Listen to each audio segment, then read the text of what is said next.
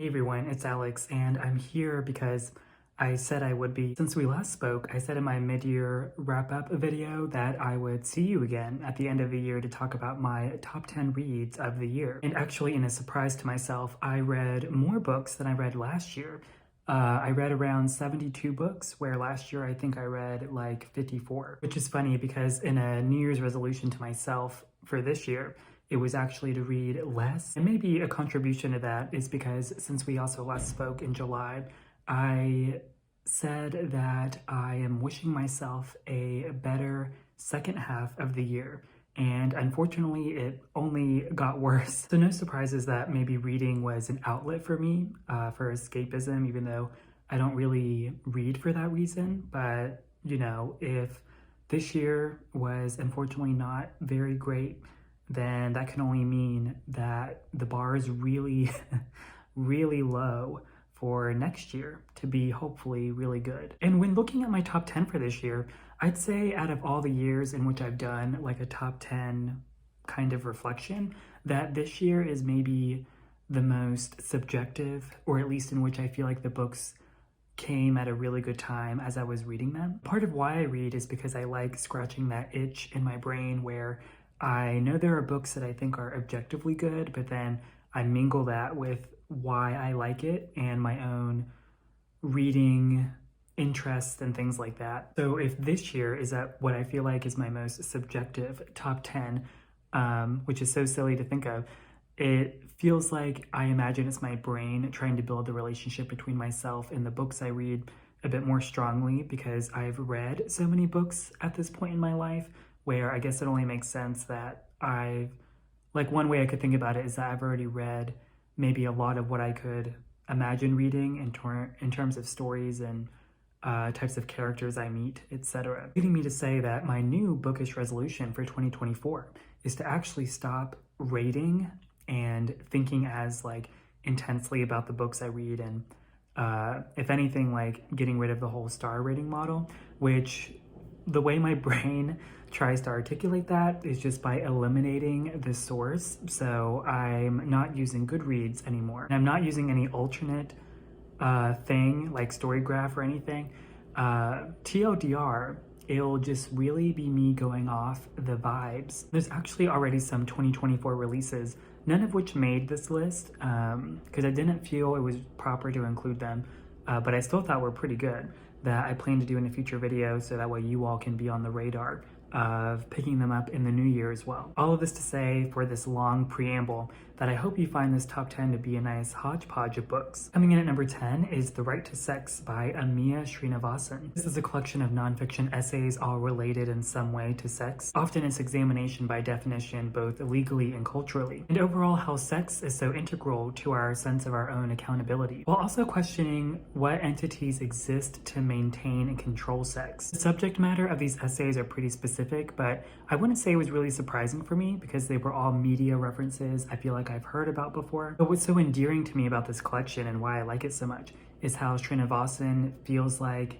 she empowered me as the reader to garner this information in a topic that very likely has the reader have their own subjective opinion about. Srinivasan really showing off this great storytelling power that I feel like nonfiction essay collections feel like they can kind of shrug off with not really dedicated to, but I just really loved how Srinivasan structured this collection. However, a word of caution that I feel like as soon as straight men put this book into their literary canon, then we all need to be careful because by then they may reach peak insufferability, mansplaining it to everybody. Coming in at number 9 is Disorientation by Elaine Chou. This follows a PhD student trying to make strides in her progress with her dissertation. This book being another wonderful addition to this genre of books tackling the societal defaultness of whiteness. Thinking of other books I've read that are a little similar that tackle themes like this, being Which Side Are You On? And Severance, that I really enjoyed. Although I think what sets Disorientation apart is how much it leans into the kookiness, embellishing the unbelievability to really heighten the contrast of trying to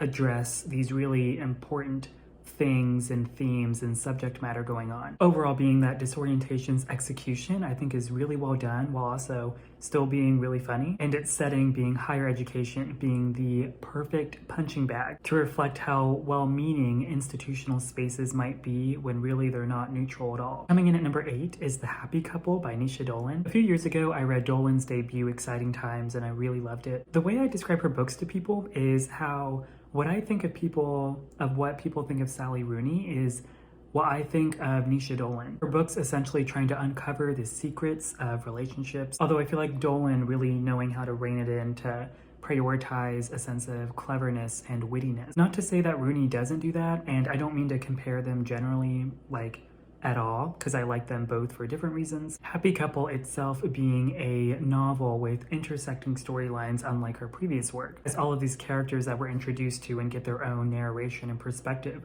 really reflect on their own relationships with each other, but how their identity is sort of morphed based on how they're perceived by this group of people as well, all in their own tormented, self-destructive tendencies, but again, Dolan understanding how to keep the humor alive. And to be honest, it never reads as, I feel like the life lesson of this book is that it's really not that deep. And that's not a fault of Dolan's writing at all, where it doesn't feel serious, but I feel like that's kind of the whole point between these characters and how they feel like their lives are so controlled based on how they all feel about each other. So while I think Happy Couple is a bit more surface level to me than Exciting Times based on my own reward of reading both books, I think Dolan is a writer that really understands the pulse of modern romance and modern relationships and writing characters that feel authentic to how people feel now. So shout out to this book having my favorite reference of pop culture in any book I've read this year being a Mitski reference. So it was only a matter of time before this book made my top 10 end of year best list. Coming in at number 7 is Long Live the Posthorn by Vigdis Hjorth, translated from the Norwegian by Charlotte Barsland. This book was actually my first surefire favorite of the year whenever I read it back in March. It follows this woman working for a postal workers union while also overcoming the death of her friend. Thematically, a unlikely pairing, and I really wasn't expecting how much this book would lean into the politics of labor or really anything about the postal service, but all of this a disguise for what I think is probably the most sentimental and tender book I've read all year. Hjorth's writing being this vulnerable output of simple phrases that really creeps up on you, but can still be really optimistic and hopeful. Yeah, I love recommending this book as a tiny contemplative addition to anyone's library. Coming in at number 6 is My Struggle, Book 2 by Karl Ove Knausgaard, translated also from the Norwegian by Dawn Bartlett. If you remember my top 10 list from last year, it also had Knausgaard with the prior book in this series appropriately called My Struggle Book 1, and I'm happy to report that this white man is still struggling. Book 2 sort of leaves behind the innocence and nostalgia and wonder of Book 1. Book 2 feels a lot more rooted in the realism of more of the daily life conflict of things like love and marriage and fatherhood. And now, nearly having read 1,000 pages of this series combined between Book 1 and 2, and I've also technically read half of Book 3 this year, I just haven't finished it yet, I can still pleasantly say I'm really impressed with just how much information there is within feeling like I have to have a capacity to knowing a character, but the way Knausgaard writes, it feels really infinite and limitless. How Knausgaard has this ability to tap into this well of memory that feels so precise to life is really amazing. So I'll probably finish Book 3 in the new year, and it'll probably make this list again next year, but we'll wait and see. Coming in at number 5 is Swimming Home by Deborah Levy. I've had a fair share of Levy under my belt, having read and really loved her living autobiography series and also a slew of other novels in her inventory. And I've liked her novels. I haven't really, I think, loved them as much as I loved the living autobiography series, but it wasn't until I read Swimming Home that it was like a light bulb to me that based on how much I got to know Levy through her living autobiography series, I feel like that finally translated into her fiction that she always talked about writing in her autobiography series that was so well done in Swimming Home. This novel is about multiple characters staying at a summer villa, and what a powerhouse of a book with every single character being so interesting and peculiar as their lives and stories intersecting, creating their own revelations and consequences. All of this crescendoing to one of the most satisfying climaxes and conclusions to a book I've ever read. And on a technical level, thinking of the writing, this easily being Levy's best. I'm really surprised because I haven't researched into this, but I'm just waiting for someone in Hollywood to read this book and being like, wow, we need to make this a limited series because I think it would do so well. And speaking of climaxing, we're getting close to the end of this list, really the big leagues now. And number 4 is Hurricane Season by Fernanda Melchor, translated from the Spanish by Sophie Hughes. Much like Knausgaard, Melchor also appeared on my best of list last year with her novel Paradise, which I really liked and was really intense. As expected, Hurricane Season was also very intense. This time, me getting to read a Melchor story about this dead witch that the villagers find, which you can imagine was really fun to explain to my family over the holidays when they asked me what my favorite books are this year. And just like Paradise, I just really love how Melchor cements herself as a writer that is so confident and unwavering with her approach to storytelling and her writing, absolutely never letting you go from this feverish and nightmarish roller coaster, racing oneself quite literally through the language. But I feel like it's all for like a really specific value of Melchor trying to tell us as the reader that these are all possibilities within certain circumstances. How the methodology of storytelling can really unveil the truths and intentions and maliciousness of some characters. Now, having read 2 of Melchor's novels, I can certainly say she will be a future classic. Coming in at number 3 is The Birthday Party by Laurent Mauvignier, translated from the French by Daniel Levin Becker. My second to most immersive reading experience this year was this book. Hundreds of pages only told within a span of a few hours in the actual story, all based around this mother's birthday. But all seems to go awry as some strangers arrive to this birthday party. The first time I heard about this book is that I heard it was a thriller, but the best way I can describe it is it feels like if Virginia Woolf were to write a thriller. That being said, how all of the characters carefully consider the stakes and tension of their own contributions to the situations going on. But they each turn over their own internal monologues so constantly, and it's so evolving and changes what they think about each other and themselves. And how the perceptions of their involvement of the situation, I'll just say, that's going on, really feels like a demonstration of wondering what is power and what is my relationship to power, all under the template of, in this case, maybe what is a family? What is a marriage? What is love? What does it mean to be a parent or a child? Or losing one's innocence and therefore not being a child. This book left me thinking about a lot long after I read the book. Definitely a slow burn, but in the most satisfying way, and written so terrifically. Maybe being as much of a surprise to you as it was to me, just how compulsive reading it was. Taking the silver this year for my second favorite book of the year is yet again the last, but also another writer that appeared in my list last year, and that is Annie Ernaux, with A Girl's Story, translated from the French by Alison Strayer. At this point, I read a lot of Annie Ernaux, and I often cite her now as one of my favorite writers. So I can confidently say, I think A Girl's Story is right up there with probably Ernaux's most notable book, being The Years. Much like The Years, Ernaux in A Girl's Story takes a subject matter and studies it through a passage of times very descriptively and specifically. Although unlike The Years, Ernaux really hyperfixates on herself being the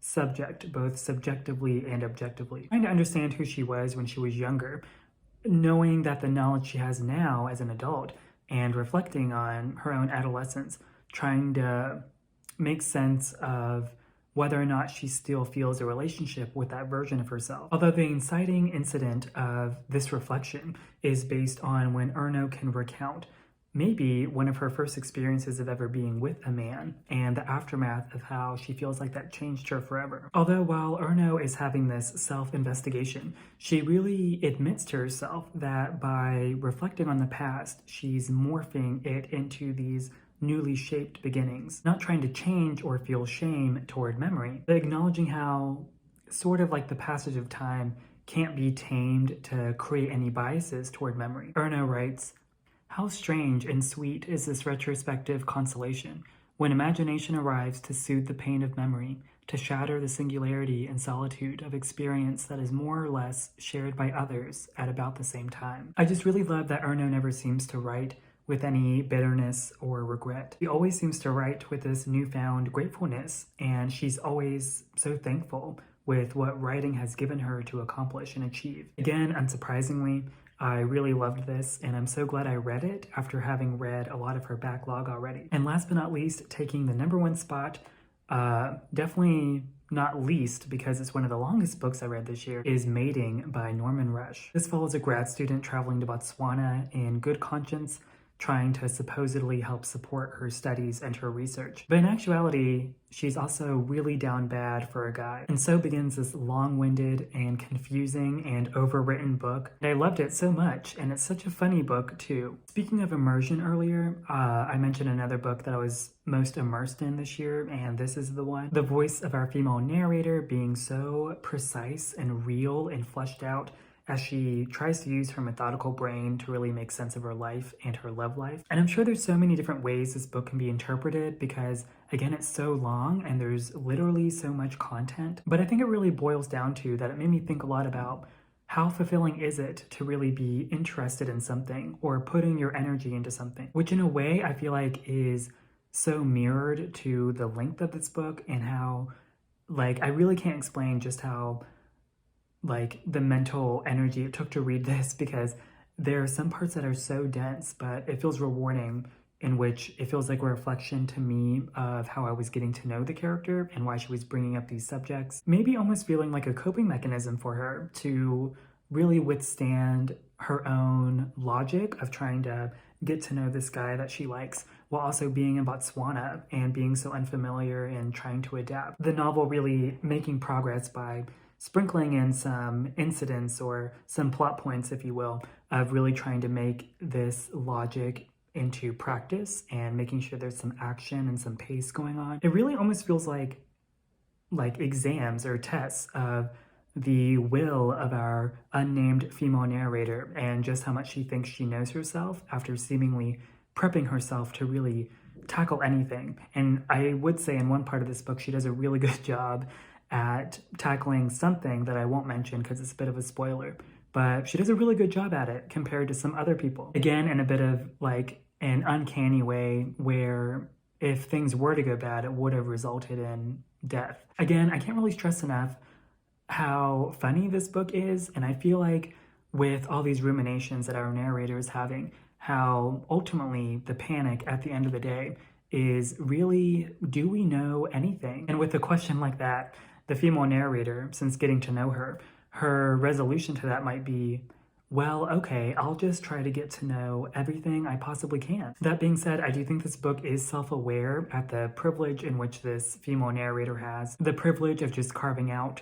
one's moments of life or a duration of her life, like in her 20s, of being able to travel and just be a student, and the only responsibility being to learn. But what I love is that these thoughts that the narrator has aren't squandered by pessimism. I feel like each revelation she had was really genuine and had some vulnerability and sentimentality that I really cherished. And I'll now read you some of those favorite revelations. But at this moment in my life, I was at the point where even with the briefest experience of unmistakable love, would be something I could clutch to myself as proof that my theory of myself was not incorrect. Then he confessed for the second time he regretted giving me the impression when we were discussing Middlemarch that he'd finished it, before I could remind him that he'd already confessed this is going further, saying he'd never even begun it, that he knew what was in it only from what he'd picked up from the woman discussing it. But now he was going to read it. He swore. Why do we have to be swamped in narrative? Our lives are consumed in narrative. We daydream, and it's narrative. We fall asleep and dream and more narrative. Every human being we encounter has a story to tell us. So what did I think was so wrong with the pursuit of some occasional surcease of narrative? So yeah, that's basically what the tone is of the whole book, and I loved it so much. It's one I really connected with and is probably the most memorable reading experience I had this year. And throughout the duration of the month and a half I read it, I felt like I just really needed it at the time that I was reading it. And that does it for another year in which I do a top 10 of my favorite books. And I really liked this list this year. If you've read any of these books, I'd like to know if we had any similar thoughts. But as always, thanks for watching. I hope your new year is the best year you ever have. And I'm hoping the same for myself. Thanks for watching. Bye.